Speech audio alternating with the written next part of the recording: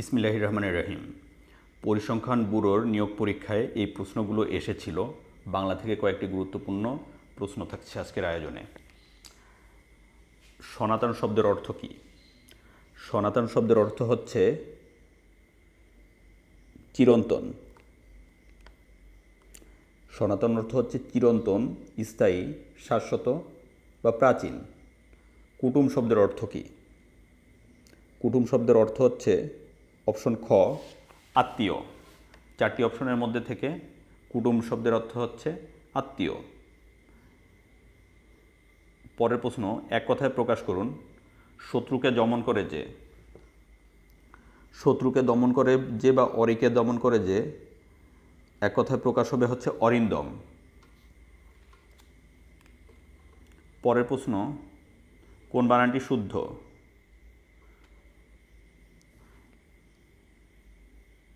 চারটি অপশনের মধ্যে তালবস্যয় বয়, তালবস্যয় রস্যুর শ্বশুর, শ্বশুর বানানটি শুদ্ধ। 19-এর ক হচ্ছে সঠিক উত্তর। কোন বানানটি শুদ্ধ? 20 নম্বর, বয়রস্যি কয়রস্যি র মূর্ধন্য বিকরণ, বিকিরণ হচ্ছে শুদ্ধ। পরের প্রশ্ন হচ্ছে আবারও শুদ্ধ বানানের একটি প্রশ্ন আছে। কোন বানানটি শুদ্ধ? ময়রস্যু হয় দীর্ঘ তয়রে মুহূর্ত, মুহূর্ত বানান হচ্ছে শুদ্ধ। ময়রস্যু হয় দীর্ঘ তয়রে, মুহূর্ত বানান হচ্ছে শুদ্ধ। আকাশ শব্দের প্রতিশব্দ কোনটি? আকাশের প্রতিশব্দ হচ্ছে অন্তরিক্ষ। সুধাকার শব্দের অর্থ কী? সুধাকার শব্দের অর্থ হচ্ছে চন্দ্র। সুধাকর অর্থ হচ্ছে চন্দ্র। চন্দ্র, চাঁদ, ইন্দু, নিশাকর, শশী। এক কথায় প্রকাশ করুন। পাওয়ার ইচ্ছা, দীর্ঘ এই পয়দন্ত সয়কার ইপসা। পাওয়ার ইচ্ছাকে বলা হয় হচ্ছে ইপসা। পরের প্রশ্ন হচ্ছে যুগপৎ। যুগপৎ শব্দের অর্থ কী? যুগপৎ শব্দের অর্থ হচ্ছে একই সময়ে, একই কালে বা সমকালীন। বিহঙ্গ শব্দের অর্থ কী? বিহঙ্গ শব্দের অর্থ হচ্ছে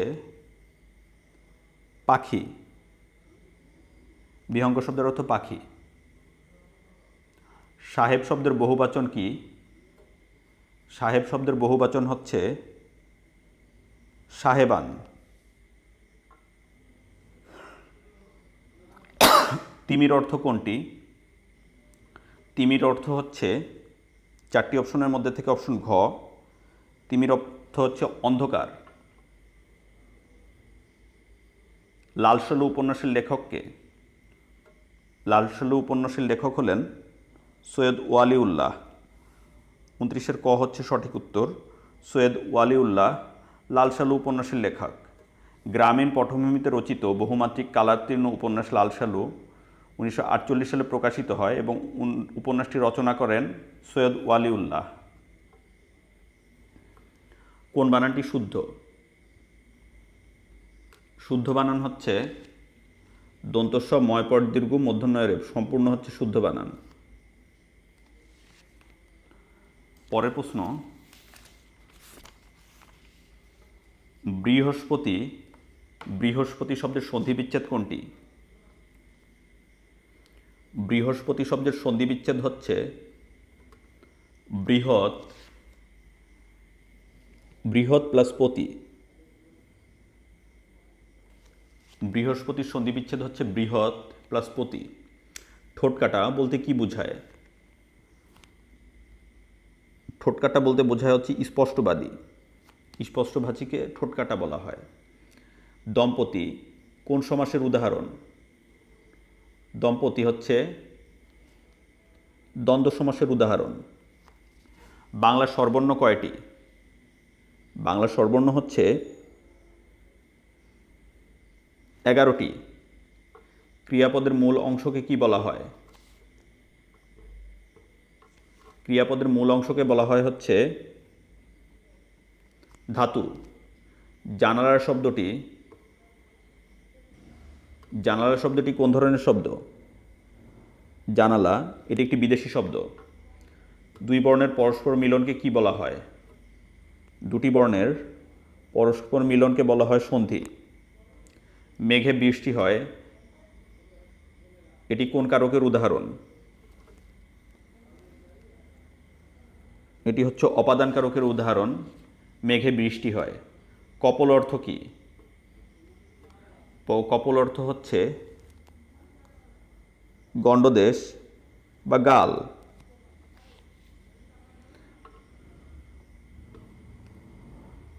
ক্রিয়ার মূল উপাদান কি? ক্রিয়ার মূল উপাদান হচ্ছে ধাতু। ঢাকের কাঠি বাগধারাটির অর্থ কি? ঢাকের কাঠি বাগধারাটির অর্থ হচ্ছে লেজুর বৃত্তি। দুলোক শব্দের সন্ধিবিচ্ছেদ কি হবে? দুর্লোক শব্দের সন্ধিবিচ্ছেদ হবে দ্বীপ প্লাস লোক। সমুদ্র এর সমার্থক শব্দ কোনটি?